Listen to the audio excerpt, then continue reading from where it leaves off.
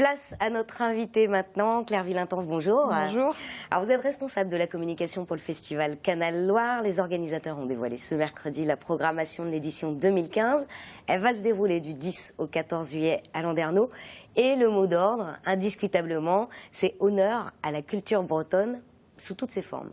Tout à fait, c'est un festival pluridisciplinaire, on peut le dire, puisqu'on y retrouve de la musique, mais également de la danse, du théâtre, de l'art aussi, puisqu'on travaille depuis 2 ans sur la scénographie du site, donc c'est une façon de faire entrer l'art contemporain notamment au sein du festival, et puis la littérature également, donc voilà, c'est vraiment pluridisciplinaire. Avec beaucoup d'événements en langue bretonne. Tout à fait, c'est une des particularités du festival peut-être, de soutenir la culture bretonne dans son ensemble, et la langue en fait tout à fait partie. On est au sein du conseil d'administration d'ailleurs, on est plusieurs bretonnants, presque la moitié, donc voilà, c'est vraiment une force importante pour nous. Alors je le disais, pas de tête d'affiche internationale, c'est une question de budget ou une volonté délibérée? Non, c'est un choix que l'on a fait depuis 2013 de recentrer le festival. Ça a été le cas notamment sur le site du festival puisqu'on s'est recentré au centre-ville et on s'est recentré également sur ce qu'on aime faire et sur ce qu'on sait faire, c'est-à-dire la culture bretonne et le soutien à la création, notamment l'émergence de nouveaux artistes. Qu'est-ce qui fait l'identité de Canal Loire aux côtés d'autres festivals de culture bretonne qui ont lieu aussi au mois de juillet, comme par exemple les Brodeuses à Pont-l'Abbé ou le Cornouaille à Quimper? Alors chaque festival a sa propre histoire, sa propre identité. Ce sont des associations qui sont portées par des bénévoles et ce sont ces bénévoles qui font justement le festival. Donc on a chacun aussi notre ligne artistique, etc. Donc voilà, nous on est vraiment sur la création, le soutien à la création, le soutien à des jeunes artistes qui manqueraient peut-être de scène pour se produire en Bretagne.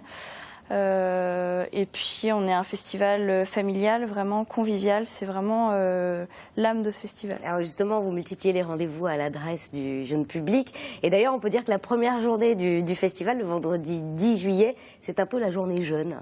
Voilà, tout à fait. C'est pour commencer le festival. En journée, on a des ateliers et des spectacles pour les enfants.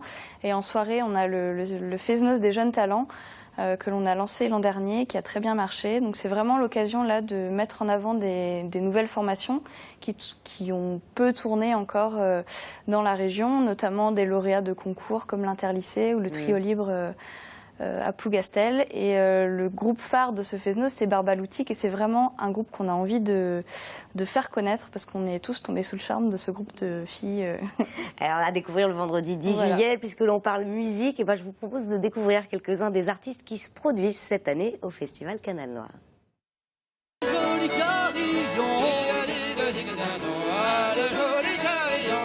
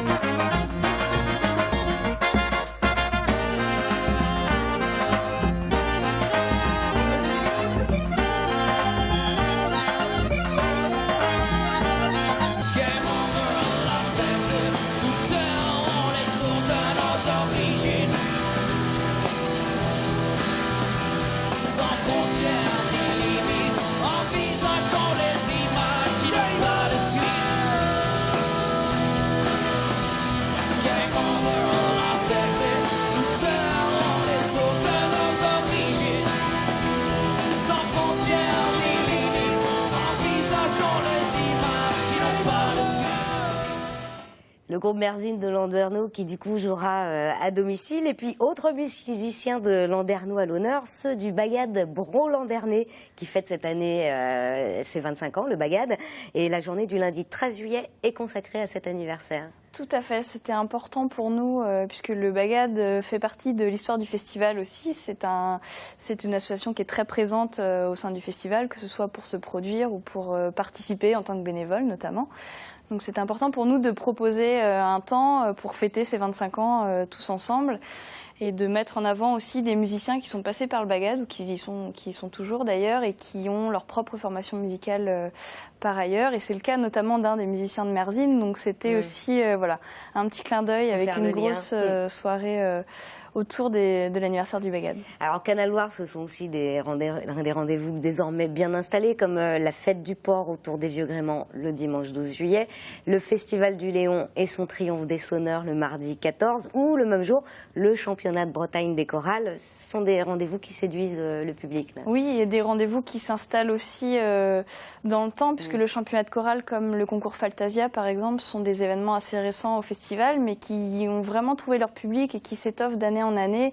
On a de plus en plus de groupes à s'inscrire au concours, comme on a plus de public à venir voir ces concours-là. Et puis rapidement, on parlait de création. Il y en a 2 importantes de prévues cette année. Tout à fait, une cantate avec l'ensemble Canon Braise, donc la cantate Armardal qui sera jouée à l'église Saint-Oardon. Donc c'est une cantate avec 150 choristes. Le 10 juillet. Voilà, le 10 juillet. Et le lundi 13 juillet, on accueillera au Family la création Arbaganis de Strola d'Arvrobagand, qui est aussi une pièce importante de théâtre en langue bretonne.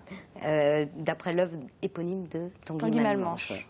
Eh ben merci Claire-Vie Lintorf d'être venue nous présenter donc la programmation 2015 du Festival Canal Loire qui, je le rappelle, se tient du 10 au 14 juillet à Landerneau. Et puis pour tous les détails, un site internet www.can-al-loire.bz.